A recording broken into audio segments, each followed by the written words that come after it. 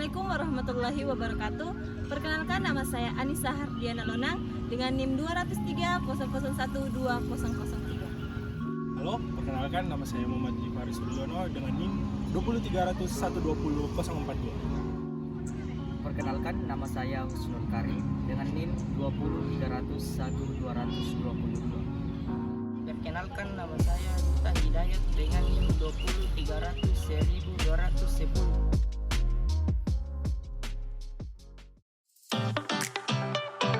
Halo teman-teman, di sini saya akan membahas tentang sistem manajemen berbasis data. Jadi, sistem manajemen berbasis data adalah sebuah tatanan atau keterpaduan yang terdiri atas sejumlah komponen-komponen fungsional atau komputer yang saling berhubung secara bersama-sama, bertujuan untuk memenuhi suatu proses atau pekerjaan tertentu.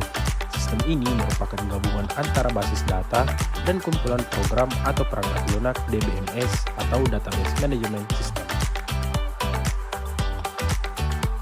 Halo teman-teman, jadi di sini saya akan menjelaskan tentang makalah sistem informasi manajemen yang berjudul Sistem Manajemen Berbasis Data. Nah, yang akan saya jelaskan di sini adalah konsep dasar sistem basis data yang terdiri dari 3 bagian. Ada data, ada basis data, dan ada sistem basis data. Jadi yang akan saya jelaskan pertama adalah data. Menurut Indrayani, data adalah fakta-fakta mentah yang harus dikelola untuk menghasilkan suatu informasi yang memiliki arti bagi suatu organisasi atau perusahaan. Menurut Fatansyah, data adalah representasi fakta dunia nyata yang mewakili suatu objek seperti pegawai, siswa, pembeli, pelanggan, dan lain-lain. Yang kedua, ada basis data. Basis data atau database dalam istilah komputer terdiri dari 2 kata, yaitu basis dan data. Basis kurang lebih dapat diartikan sebagai markas atau gudang, tempat bersarang atau berkumpul. Sedangkan data adalah sesuatu hal yang penting dalam kehidupan manusia. Hal ini dapat dibuktikan karena setiap hari kita selalu memerlukan dan menggunakan data dalam merencanakan dan membuat segala sesuatu. Dan yang ketiga, ada sistem basis data, teman-teman. Nah, untuk sistem basis data menurut Fatansyah adalah sistem yang terdiri atas kumpulan tabel data yang saling berhubungan dalam sebuah basis data di sebuah sistem komputer, dan sekumpulan program yang biasa disebut dengan DBMS atau Database Management System yang memungkinkan beberapa pemakai atau program lain untuk mengakses dan memanipulasi tabel-tabel data tersebut. Sistem basis data adalah sistem yang terdiri atas kumpulan tabel data yang saling berhubungan dan kumpulan program yang memungkinkan beberapa pemakai atau program lain untuk mengakses dan memanipulasi tabel-tabel data tersebut. Nah, dalam sistem basis data mempunyai beberapa komponen. Yang pertama adalah perangkat keras atau hardware, yang kedua ada sistem operasi, yang ketiga ada manajemen sistem, dan yang keempat ada pemakai atau user. Nah, untuk tujuan basis datanya, yang pertama adalah tidak adanya redundansi dan inkonsistensi data. Redundansi terjadi jika suatu informasi disimpan di beberapa tempat. Yang kedua, ada kesulitan pengaksesan data, yang dimana basis data memiliki fasilitas untuk melakukan pencarian informasi dengan menggunakan query ataupun dari tool yang melibatkan tabelnya. Yang ketiga, ada multiple user, yang dimana basis data memungkinkan penggunaan data secara bersama-sama oleh banyak penggunaan pada saat yang bersamaan atau pada saat yang berbeda. Nah, untuk materi yang akan saya jelaskan tadi tentang konsep dasar sistem basis data telah selesai. Saya lempar untuk materi kedua. Selanjutnya bagian B, Database Management System. Database Management System adalah sistem perangkat lunak yang memungkinkan pengguna untuk mendefinisikan, membuat, memelihara, dan mengontrol akses database. Database Management System adalah sistem perangkat lunak yang menggunakan metode standar untuk membuat, mengambil, dan menjalankan query pada data. Selanjutnya bagian B, komponen utama Database Management System. Yang pertama itu perangkat keras berupa komputer dan bagian-bagian di dalamnya seperti prosesor, memori, dan hard disk. 2.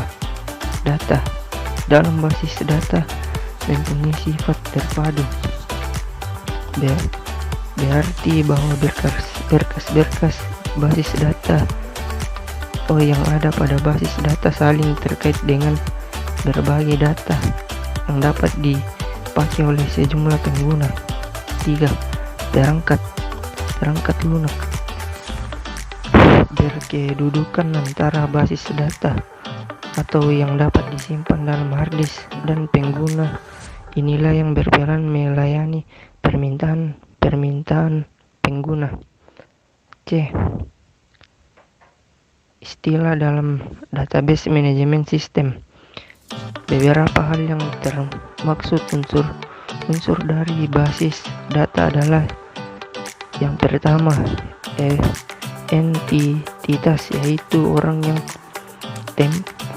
tempat, kejadian atau konsep yang informasinya direkam.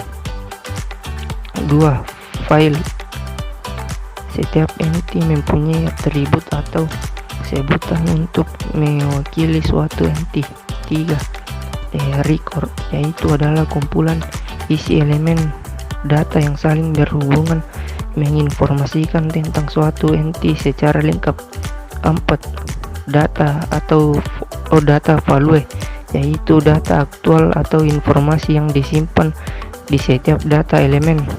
5. Kunci elemen data, yaitu tanda pengenal yang secara unik mendefinisikan entitas dari suatu kumpulan entitas. Selanjutnya bagian D, peran database manajemen sistem. Peran database manajemen sistem adalah penghubung antara pemakai dengan database. Selanjutnya bagian E, penggunaan database manajemen sistem.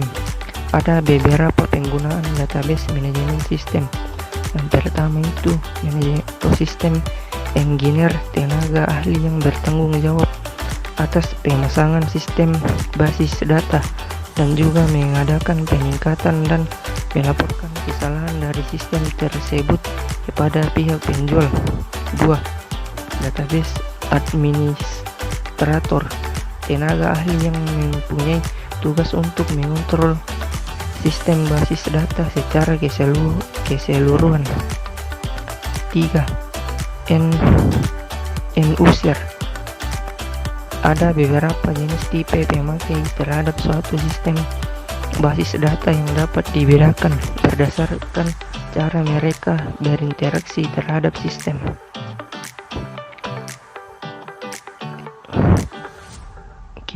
Yang pertama itu program aplikasi. Pemakaian yang berinteraksi dengan basis data melalui manipulasi lagu yang disertakan dalam program yang ditulis pada bahasa program induk. 2. Pemakai mahir, pemakai yang berinteraksi dengan sistem tanpa menulis modul program. Yang ketiga, pemakai umum, pemakai yang berinteraksi dengan sistem basis data melalui pemanggilan suatu program permanen yang telah ditulis.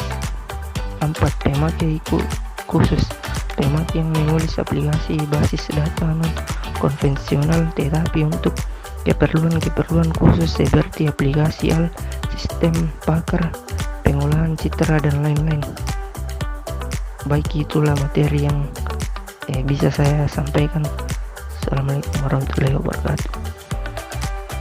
Oke, baik. Selanjutnya bagian C, model data dan basis data. Yang pertama, model data hierarkis. Model hierarki biasa disebut model pohon karena menyerupai pohon yang dibalik. Model ini menggunakan pola hubungan orang tua dan anak.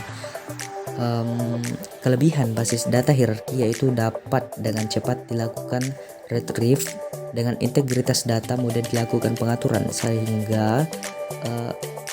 sedangkan kelemahan basis data hierarki yaitu pengguna harus sangat familiar dengan struktur basis data dan terjadi redundansi data. Yang kedua, model data jaringan. Model data jaringan adalah pengembangan dari model data hierarkis, melihat kekurangan dari model hierarkis tersebut. Pada model jaringan diperkenalkan bahwa sebuah chain record bisa memiliki lebih dari satu parent record. Adapun kelebihan model data jaringan yaitu lebih cepat diakses. User dapat mengakses data dimulai dari beberapa tabel, mudah untuk memodelkan basis data yang kompleks, dan mudah membentuk query yang kompleks dalam melakukan retrieve data. Yang ketiga, model data rasional. Yang ketiga, model data relasional. Model data relasional adalah model data yang diciptakan berdasarkan teori relasional seperti relational algebra dan relational calculus.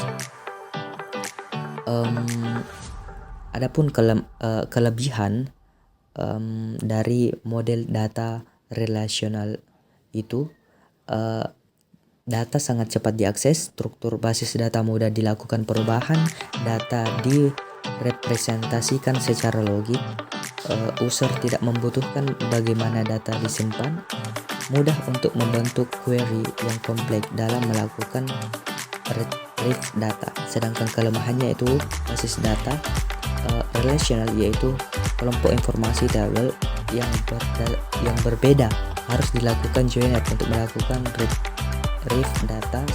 User harus familiar dengan relasi antar tabel dan user harus belajar SQL. Yang keempat, model relasi entitas. Model relasi entitas pada hakikatnya perwujudan dari model relasional dalam bentuk diagram, yaitu ER diagram. Adapun kelemahan dari model relasi entitas ini yaitu model data keterhubungan antar entitas, yaitu sistem lebih rumit dan kekurangan pada kebebasan struktural. Kemudian yang terakhir, model data berbasis objek. Model data berbasis objek dikembangkan searah dengan perkembangan pemrograman berbasis objek. Salah satu karakteristik dari sistem berbasis objek adalah encapsulation, yaitu suatu objek terpisah dari objek lain sehingga setiap objek seakan-akan berada dalam kapsulnya masing-masing.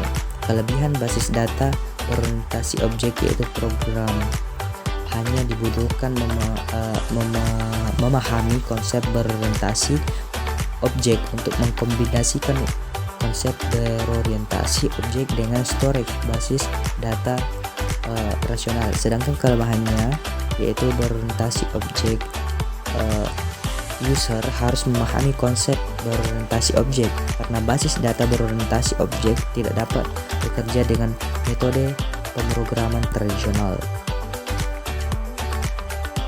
D. Keunggulan dan kelemahan sistem manajemen basis data. Yang pertama, keunggulan sistem manajemen basis data. Keunggulan sistem manajemen basis data ini ada 6. Yang pertama, pemusatan DBMS di bawah satu orang atau kelompok terjamin terpeliharanya standar kualitas data, keamanan batas penggunaan, serta menetralkan konflik dalam persyaratan data dan integritas dapat terjaga. Yang kedua, informasi basis data lebih efektif dalam pemakaian bersama oleh beberapa user dengan kontrol yang terjaga. Yang ketiga, mudah dalam membuat program aplikasi baru dengan data bebas dan data terpisah dari data yang telah tersimpan di komputer. Yang keempat, menyediakan interface secara langsung sehingga membuat mudah bagi user dalam mengelola data secara langsung. Yang kelima, data yang masuk dapat berlebih atau rangkap, yang dimana DBMS dapat menurunkan atau mengontrol tingkat kelengkapan dan mengelola proses pembaruan data. Yang keenam, kemungkinan database yang diakses sama. DBMS mampu mengatur interface berbeda disesuaikan dengan kebutuhan dan pemahaman tiap user terhadap basis. Selanjutnya, kelemahan sistem manajemen basis data. Nah, kelemahan sistem manajemen basis data ini ada 3. Yang pertama, biaya yang sangat tinggi, di mana kebutuhan untuk mendapatkan perangkat lunak dan perangkat keras yang tepat cukup mahal, termasuk biaya pemeliharaan dan sumber daya manusia yang mengelola basis data tersebut. Yang kedua, sistem basis data lebih kompleks dibandingkan dengan proses berkas, sehingga mudah terjadi kesalahan dan semakin sulit dalam pemeliharaan data. Dan yang terakhir, data yang terpusat dalam satu lokasi dapat berisiko kehilangan data selama proses aplikasi tersebut.